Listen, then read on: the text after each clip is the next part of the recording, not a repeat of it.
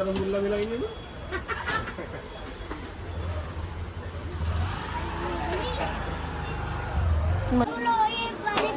प्यारी लग रही, अच्छी लग रही।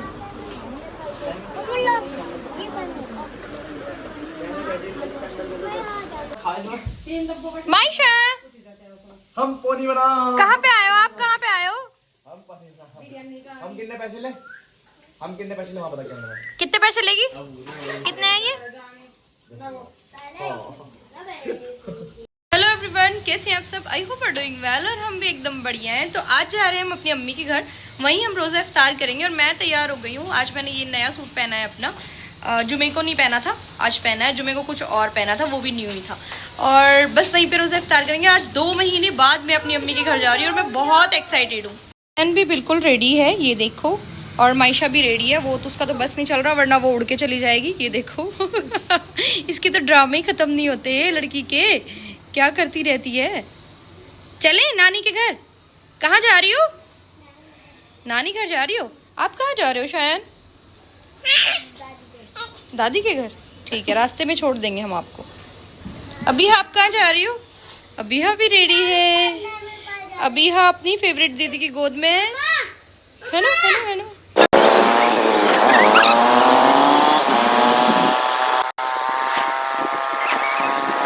तो मैं घर पहुंची। घर पहुंचकर मैंने अशर की नमाज़ अदा करी। उसके बाद मैंने देखा अम्मी फ्रूट कट कर रही थी, सब लोग बैठे बातें कर रहे थे, एंटरटेनमेंट हो रहा था।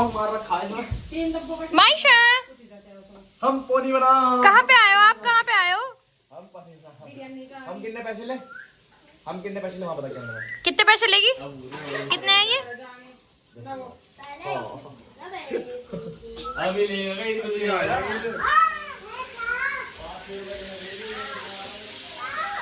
मैंने भी कहा क्या मार है।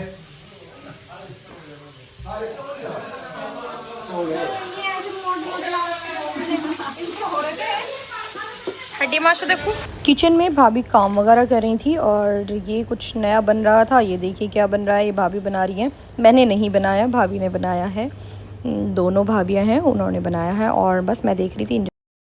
मेरे पास करने के लिए कुछ नहीं था तो मैंने सोचा यही कर लेती हूँ। तो मैंने जो संतरा है ना उसको छील लिया और प्लेट में डेकोरेट करना शुरू कर दिया। ये देखिए मैंने इतना अच्छा सा डेकोरेशन किया इस प्लेट का। और मेरा भाई बोल रहा था जिनको कुछ काम नहीं होता ना वो ऐसे ऐसे काम करते हैं। तो बिल्कुल सही बात है, मेरे पास कुछ काम नहीं था करने के लिए तो मैंने यही कर दिया। फिर मैं अम्मी से बोल रही थी कि अम्मी ये स्टील की प्लेट है, इसमें बहुत अच्छा नहीं लग रहा। तो अब मैंने कहा आपने मुझे ये वाली क्यों दी, आप मुझे अच्छी वाली प्लेट दो, उसमें डेकोरेट करूँगी मैं। अम्मी ने फिर मुझे एक और दूसरी प्लेट ला के दी और मैं इतनी फारिग थी कि अब इन संतरों को मैंने इसके अंदर डेकोरेट करना शुरू कर दिया। अच्छा वैसे रैंडम मैं अपने घर पे कभी ऐसा नहीं करती क्योंकि मुझे टाइम बहुत कम मिलता है, लेकिन यहाँ मैंने कर दिया। ये देखिए मैंने पूरी प्लेट को अच्छे से डेकोरेट किया और ये हो गया हमारा चिकन टिक्का रेडी। ये चिकन लॉलीपॉप रेडी हो गया और जो बाकी के पीसेस थे वो भी भाभी रेडी कर रही थी। यहाँ मैंने आज कुछ नहीं बनाया, सब कुछ भाभी ने ही बनाया है। और हम लोग बैठे इफ़्तार करने। ये देखिए इफ़्तार का टाइम हो गया है, बच्चे भी बैठ गए हैं, हम भी बैठ गए हैं। और ऐसा कभी नहीं होता कि हम दस्तरखान पर बैठें और अल्लाह का शुक्र अदा ना करें। और जो लोग मुझसे ये कहते हैं ना कि आप हमेशा बेड पर ही अपना दस्तरखान लगाते हैं, नहीं भाई ऐसा नहीं होता। जब हमारे यहाँ कम लोग होते हैं तो हम नीचे भी दस्तरखान लगाते हैं। ये देखिए हमने नीचे भी दस्तरखान लगा कर आपको दिखा दिया है। ये है मेरे भाई का नया फ़ोन iPhone 15 Pro जो वो अभी लेकर आया है। मेरे भाई को बहुत शौक है फ़ोन चेंज करने का। कभी वो 16 लेता है, 14, 13, शायद 11 के बाद उसने ऐसी कोई फ़ोन की सीरीज़ नहीं है जो उसने यूज़ ना करी हो। उसके बाद हम सब मार्केट जाने के लिए निकल गए, लेकिन इत्तेफ़ाक ऐसा हुआ कि बीच रास्ते में याद आया कि मेरे शौहर अपना फ़ोन घर भूल गए हैं। हम वापस आए, ऊपर जीना चढ़े, फिर मैं फ़ोन लेकर गई, फिर हम मार्केट के लिए निकले। और इतना गुस्सा मुझे इस बात पर आ रहा था कि बस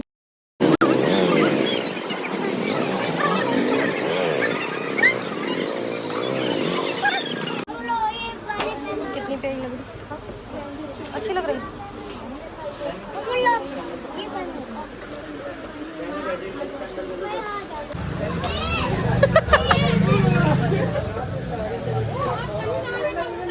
ढंग के इसमें ना अच्छी तरह पैक करके दे दियो, बहुत अच्छी तरह।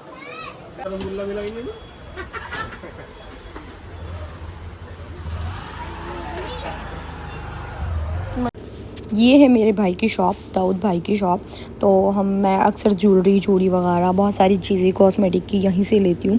ये मेरा भाई है, बहुत अच्छा भाई है, तो मैं इसी से लेती हूँ। और जहाँ से पर्स लिया है वो भी मतलब ऑलमोस्ट ऐसा होता है, जहाँ आप रहते हैं, जिस शहर में आप रहते हैं वहाँ आपको सब जानते हैं और सबको आप जानते हैं। तो बस ऐसा ही कुछ मेरे साथ था। ये देखिए, रास्ते में जब हम वापस आ रहे थे तो ये भेलपुरी वाले भैया खड़े हुए थे। मेरा मन तो बहुत हुआ इसको खाने का, तो मैंने अपने शौहर से फरमाइश की कि गाड़ी रोकिए और हमें ये खिलाइए।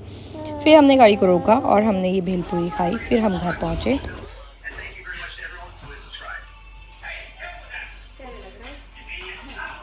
दोनों अच्छे लग रहा है ना। उसके बाद हमने आकर खाना खाया। भाभी ने ये कुछ अब बिरयानी बना रखी थी तो और रायता, तो हमने ये बिरयानी खाई। उसके बाद आज हम जिस काम के लिए यहाँ आए थे वो काम ये था कि मेरी जो भाभी है उनकी ईदी आई है और वो कह रही थी कि आप ही हमारी ईदी को जो है वो खोलेंगी। तो स्पेशली हम उनकी ईदी खोलने आए हैं। तो उनकी पहली ईदी है, ये भाभी का ड्रेस वगैरह मैं आपको सब कुछ दिखाऊंगी कि क्या क्या भाभी की ईदी में आया है। ये भी एक मोहब्बत की बात होती है और टर्म्स की बात होती है कि आपकी भाभी से आपके टर्म्स कैसे हैं। माशाल्लाह से मेरे तो बहुत अच्छे हैं, मतलब इतने अच्छे हैं कि ईदी उनकी आई है और खोल मैं रही हूँ, क्योंकि उनकी फरमाइश थी कि उनकी ईदी आई है, पहली ईदी, और अब वो चाहती हैं कि अब जब भी कभी उनकी ईदी आए तो मैं ही खोलूँ। तो ये भी खुशी की बात होती है अपनी नंदों को इतनी इंपॉर्टेंस देना, और मैं अपनी भाभीयों को कितनी इंपॉर्टेंस देती हूँ ये तो मैं किसी दिन अपनी भाभीयों से पूछवाऊँगी।